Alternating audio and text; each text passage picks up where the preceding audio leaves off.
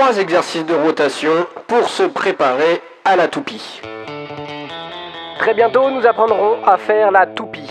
Mais âme sensible s'abstenir, il faudra alors faire face à ça. Pas de panique, voici quelques exercices qui prépareront vos neurones et votre estomac à cette épreuve. Tout d'abord, le compas. On avait déjà vu ensemble ce mouvement dans des précédents tutos, mais jusque-là, il n'avait pas encore de nom. On se concentre sur le tibia qui maintient la roue, l'autre jambe au sol, on guide la rotation avec l'épaule et on reste bien droit.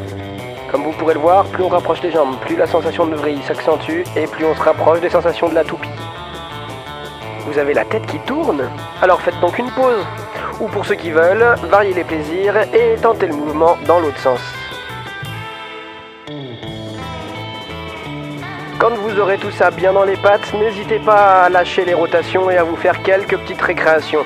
Aérez-vous la tête et amusez-vous. Faites-vous plaisir et au passage, ça renforcera vos appuis sur une jambe. D'ailleurs, tant qu'on y est, bienvenue chez moi. Il faisait encore un peu froid dehors, alors je vous invite pour cette fois dans ma petite salle d'entraînement à moi. Deuxième exercice, la touche. Un petit appui au sol qui permet de déclencher la rotation. Vous réembarquez le deuxième pied dès que vous pouvez, vous tournez bien avec les épaules et petit à petit, vous tournez de plus en plus. Petit à petit. Et un jour, vous pourrez vous amuser, l'air de rien, à faire quelques petits enchaînements compliqués. Et enfin, la pointe.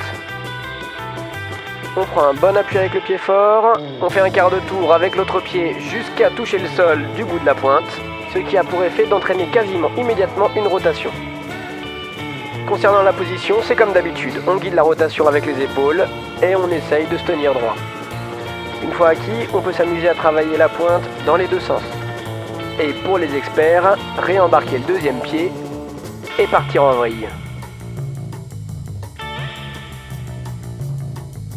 Allez les experts, on met l'estomac sur la table et on part en vrille. Dans tous les cas, va falloir laisser le temps à votre corps de s'habituer aux rotations. Sympa comme programme, vive la nausée. Ça vous a plu? Alors abonnez-vous pour ne rater aucun épisode des tutos de la semaine. La prochaine fois, nous commencerons à aborder ensemble les demi-tours. 180 degrés, premier round.